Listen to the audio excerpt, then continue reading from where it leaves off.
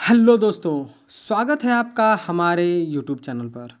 दोस्तों, जैसा कि आप इस वीडियो में देख रहे हैं कि आपकी वीडियो स्क्रीन पर आपको कॉलम दिखाया जा रहा है। एक कॉलम को आप देख सकते हैं कि कास्टिंग कंप्लीट हो गई है और दूसरे कॉलम में अभी शटरिंग लगी हुई है। तो आज का जो हमारा वीडियो है ये इस टॉपिक पर बेस्ड है कि ये जो कंस्ट्रक्शन किया गया है, जो कास्टिंग करी गई है कॉलम की, इसमें क्या अभी तक मिस्टेक करी गई है, क्या जनरली लोग अपनी साइडों पर मिस्टेक करते हैं और कौन सी मिस्टेक आपको नहीं करनी है जिसकी वजह से आपका बड़ा नुकसान ना हो। ज़्यादातर कंस्ट्रक्शन में जब कॉलम बनाया जाता है तो ढेरों सारी मिस्टेक की जाती हैं, चाहे वो शटरिंग से रिगार्डिंग हो या फिर स्टील से रिगार्डिंग हो, मिस्टेक करी ही जाती हैं। तो हम आपको प्रैक्टिकल तरीके से दिखाएंगे कि इस शटरिंग में क्या प्रॉब्लम है या फिर जो कॉलम कास्ट हो चुका है उसमें क्या प्रॉब्लम है, क्या अच्छाई है। हम कंप्लीट आपको कॉलम के बारे में नॉलेज देंगे आज के इस वीडियो में। तो वीडियो में आगे बढ़ने से पहले आप सबसे एक छोटी सी रिक्वेस्ट है कि प्लीज़ वीडियो को लाइक कर दें, और अगर चैनल पर नए हैं, कंस्ट्रक्शन से रिलेटेड ऐसे ही इन्फॉर्मेटिव वीडियोज़ इन फ्यूचर देखना चाहते हैं तो प्लीज़ चैनल को सब्सक्राइब करके बेल नोटिफिकेशन को ऑल पर प्रेस कर दीजिए। चलिए दोस्तों, वीडियो को शुरू करते हैं। दोस्तों, सबसे पहले आप देख सकते हैं कि ये जो हमारा शटरिंग हुआ है, इस शटरिंग में देखिए कितनी गलत तरीके से करी गई है। जो कॉलम को शटरिंग करके कास्ट किया गया, इसकी शटरिंग को देखिए, कहीं भी रेगुलर शेप में ये शटरिंग नहीं है। तो इसका सबसे बड़ा डिसएडवांटेज यही होगा कि आपका जो कॉलम कास्ट होकर बनेगा वो प्रॉपर शेप में नहीं होगा।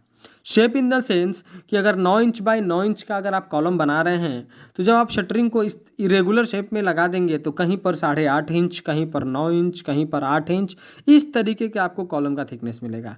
जबकि ये कंस्ट्रक्शन में ये बहुत बड़ी मिस्टेक है। आपको प्रॉपर अपने जो भी आपके आरसीसी मेंबर्स हैं उनका जो शेप है वो प्रॉपर तरीके से होना चाहिए।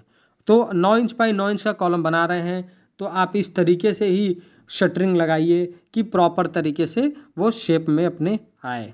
दूसरा गलती आप देख सकते हैं कि इस कॉलम की जो कास्टिंग हो चुकी है उसमें आपको ब्रिक के टुकड़े दिखाई दे रहे हैं।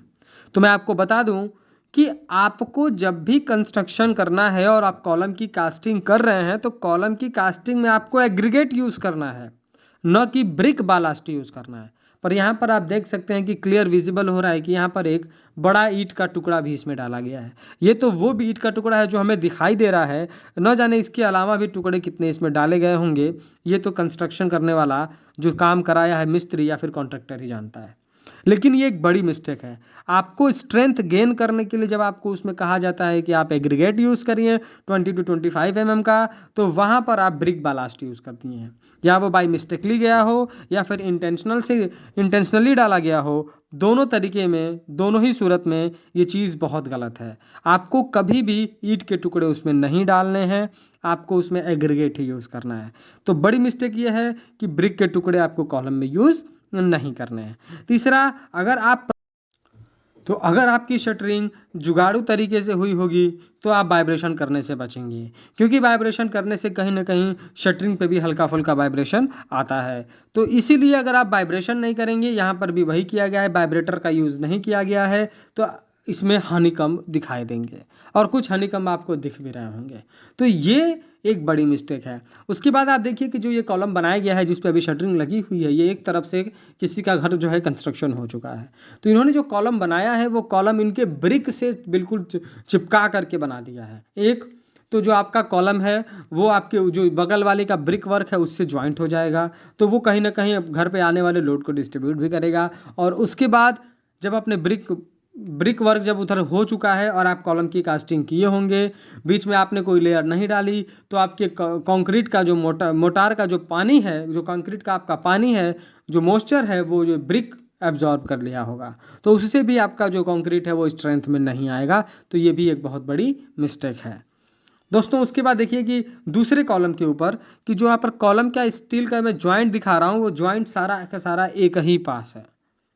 इससे होता ये है कि इन फ्यूचर अगर इस बिल्डिंग पर लोड आते हैं या फिर भूकंप के झटके आते हैं, अगर कॉलम कोलैप्स होगा तो पूरी प्रोबेबिलिटी है, पूरी की पूरी प्रायिकता है, पूरे पूरे चांसेस हैं कि यहाँ से बिल्डिंग का कॉलम जो है वो कोलैप्स हो सकता है। इसीलिए कहा जाता है कि जब भी आप स्टील की लेंथ बढ़ाएं, चूँकि आपको स्टील की लेंथ बढ़ानी ही होती है कॉलम अगर आपका हाइट पे है तो आप कोशिश करें कि स्टील का जो जॉइंट है वो अल्टरनेटिव हो, यानी दोनों के बीच में डिस्टेंस हो, एक ही पास सारे कट जॉइंट ना हो। और स्टील का जो जॉइंट होता है दोस्तों, अगर मान लीजिए कि आपका कॉलम जो है 12 फीट का है तो आप उसको 4 हिस्सों में डिवाइड करिए। तो आपका 3 feet 3 feet 3 feet 3 feet L1 L2 L3 L4 से उसको नॉमिनेट कर लीजिए। नीचे वाला L1 है और सबसे टॉप वाला L4 होगा आपका।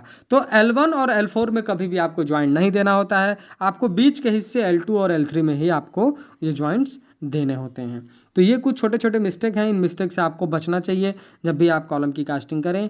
इस साइड पर जो मिस्टेक हुई थी मैंने आपको दिखाई, ऐसे फ्यूचर में ही कहीं भी कंस्ट्रक्शन हो रहा होगा, अगर हम वहाँ पर जाते हैं और कुछ मिस्टेक दिखती है तो हम कोशिश करते हैं कि वहाँ के क्लाइंट, वहाँ के ऑनर, कॉन्ट्रैक्टर, मिस्त्री को भी सिखाई जाए और साथ ही साथ आपको भी बताई जाए, क्योंकि कंस्ट्रक्शन में अवेयरनेस बहुत ज़रूरी है। अवेयरनेस ना होने की वजह से ढेरों मिस्टेक अभी कंस्ट्रक्शन में किए जा रहे हैं। दोस्तों वीडियो पसंद आया हो तो प्लीज़ वीडियो को लाइक कर दें, और अगर चैनल पर नए हैं, कंस्ट्रक्शन से रिलेटेड ऐसे ही इन्फॉर्मेटिव वीडियोज़ इन फ्यूचर देखना चाहते हैं तो प्लीज़ चैनल को सब्सक्राइब करके बेल नोटिफिकेशन को ऑल पर प्रेस कर दें। Thank you.